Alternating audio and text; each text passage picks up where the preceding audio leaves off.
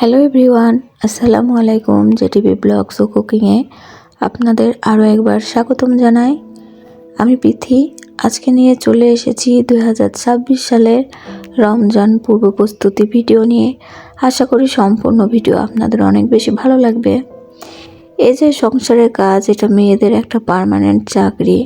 এখানে চাইলেও একদিনও ছুটি পাওয়া যায় না, কিংবা নিজেরও ছুটি নিতে ইচ্ছে করে না। সংসারের প্রত্যেকটা কাজ অনেক বেশি ভালোবেসে করা হয়। আর যদি থাকে সংসারে ছোট বাচ্চা, একা হাতে সমস্ত কাজ করে রমজান মাসে অনেক বেশি টায়ার্ড হয়ে যায়। সেজন্য আমরা প্রত্যেকটা গৃহিণী চেষ্টা করি রমজান মাসে অগ্রিম কিছু কাজ এগিয়ে রাখতে, যেন রমজান মাসটা অতটা নিজের প্রতি প্রেশার ক্রিয়েট না হয়। তো চলুন, আজকে কিছু প্রসেসিং আমি আপনাদের সাথে শেয়ার করছি। আশা করি অনেক বেশি ভালো লাগবে এবং নতুন গৃহিণীদের জন্য অনেক বেশি হেল্পফুল একটা ভিডিও হতে যাচ্ছে। তো সবাই সাথে থাকেন। রমজানের কিছু বাজার আজকে করা হয়েছে, যেরকম মাছ, মাংস, এইগুলা অন্য কোনো বাজার এখনও কমপ্লিট করা হয়নি। ওখানে বেশ কিছুটা দেশি মুরগি আর এখানে 6 কেজির মতো গরুর মাংস প্রসেসিং করে রাখছি। আমরা যেহেতু পরিবারে খুবই মানুষ অল্প, আমি আমার প্রয়োজন মতো মাংসগুলো রেখে দিচ্ছি। আর রমজান মাসে হয় কি, বাচ্চা কিংবা বিশেষ করে ছেলেগুলা, হাজব্যান্ড, বাচ্চাগুলা একটু মাংস ছাড়া ভাত খেতে পারে না। কিন্তু আমরা যারা মেয়ে আছি তারা আবার একটু শাক সবজি ভর্তা এগুলাই বেশি ভালোবাসি। তো আমি আসলে আমার কোনো ওরকম পছন্দ নয় যে আমি এটা খেতে পারবো না, ওটা খেতে পারবো না। আমি সব কিছুই ভালোবাসি, কিন্তু বাচ্চা, হাজব্যান্ড এরা একটু মাংস ছাড়া খেতে পারে না। আর সেজন্য আমি বক্সে করে বেশ কয়েক জায়গায় মাংস রেখে দিচ্ছি। আলু দিয়ে বা বিভিন্ন সবজি দিয়ে আমি ওদেরকে রান্না করে দিলে অনেক মজা করে খাবে।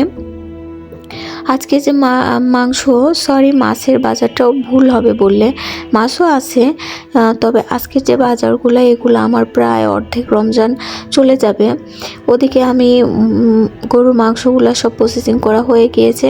এখন মুরগিগুলো টুকরা করে কেটে নিয়েছি। এইগুলা হচ্ছে দেশি মুরগি, আমি কেটে রেখে দিচ্ছি। মাছও অনেকগুলোই আনা হয়েছে। মাছগুলো আমি খুব সুন্দর করে প্রসেসিং করে রেখে দিয়েছি, মেটেগুলো আলাদা করেছি। আসলে এটা সংসারের কাজগুলো যদি ভালোবেসে করা যায় না, দেখা যায় যে এখানে কোনো ক্লান্তি আসে না। আর আমি বরাবর ফ্রিজে মাছ মাংস রাখলে এভাবে কৌটাতে করে গুছিয়ে রাখি, এতে ফ্রিজটাও স্বচ্ছ পরিষ্কার থাকে, নিজের কাছেও অনেক বেশি ভালো লাগে। সবগুলো ঢাকনা এখন বন্ধ করে রেখে দেব। এখন অনেক আপুই কমেন্ট করবেন, আপু এই কৌটাগুলো কোথায় পেয়েছেন? আমি এই কৌটাগুলো যে কোনো দোকান থেকে পাবেন, দেখবেন 10 টাকা পিস নিয়েছে। খুব বেশি হার্ড না, অনেকটাই হালকা টাইপের বাটি, এজন্য 10 টাকা পিসে দিয়েছে। সবগুলো আমি এখন ডিপে রেখে দিচ্ছি। আর সব সময় মেয়েদের মাথা ঠান্ডা রাখার একটা টিপস কি জানেন? নিজের সংসারকে পরিপাটি রাখতে। আমার ক্ষেত্রে তো এটাই হয়। আমার সংসার যতক্ষণ পরিপাটি থাকে, আমার মেজাজটাও ততক্ষণই ক্লিন থাকে। কিন্তু আমার সংসারে যদি কোনো কাজ এলোমেলো কিংবা পড়ে থাকে, জানি না, মেজাজটা অনেক বেশি খিটখিটে লাগে, ভালো লাগে না। সেই জন্য আমি ট্রাই করি সব সময় যেন নিজেকে, নিজের সংসারকে পরিপাটি রাখতে। এটাই তো আমাদের জীবন, তাই না?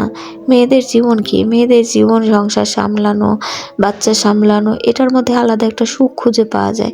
এই সুখ পৃথিবীর কোথাও গেলে পাওয়া যায় না।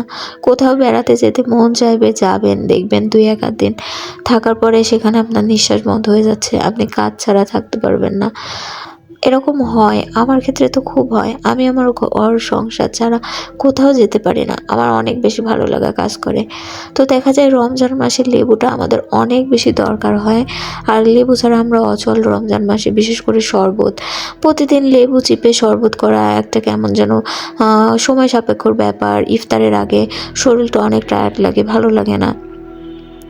সেই জন্য আমি লেবুগুলো এভাবে সবগুলো চিপে এভাবে ফ্রিজে রেখে দিয়েছি। এখন একটা এয়ারটাইট বক্সে রেখে দেব। আমার প্রয়োজন মতো আমি 2-1টা প্রতিদিন ইফতারের আগে বের করে নিলে হবে। আর এই যে লেবুর যে আমি বরফগুলো করেছি, এগুলো বের করতে যে কি মজা লাগছিল, একটু টান দিচ্ছিলাম আর উঠে যাচ্ছিলো। আর এদিকে আমার বাচ্চাটাও আমার হাতে অনেক বেশি সাহায্য করেছে।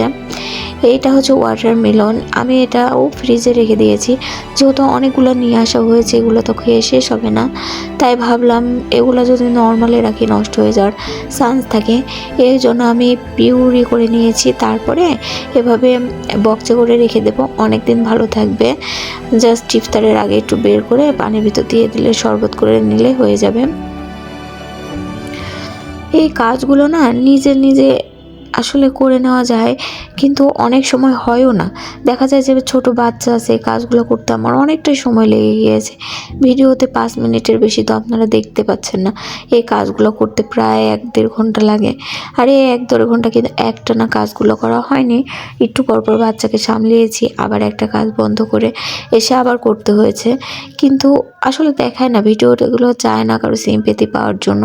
এখানে ভালো লাগার তরফ থেকে কাজ করি, যতক্ষণ ভালো লাগবে করব, নয়তো হয়তো বা বন্ধ করে দেব। কিন্তু এখানে কোনো রকমের কষ্ট দেখে সিম্প্যাথি নেওয়ার কোনো ইচ্ছাই আমার নেই। তো যাই হোক, এখানে সবগুলো আমি খুব সুন্দর করে ডিপ ফ্রিজে রেখে দিচ্ছি।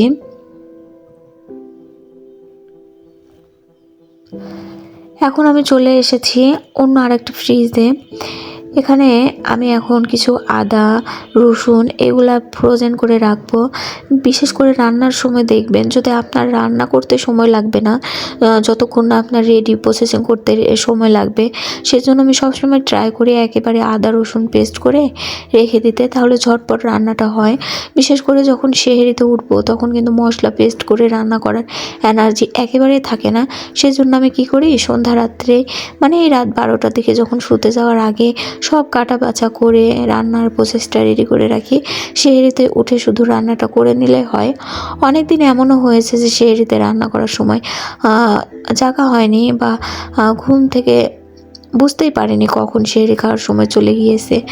তো তাড়াহুড়ো করে যদি এগুলো রেডি করা থাকে, তাহলে ঝটপট কিছু বানিয়ে নেওয়া যায়।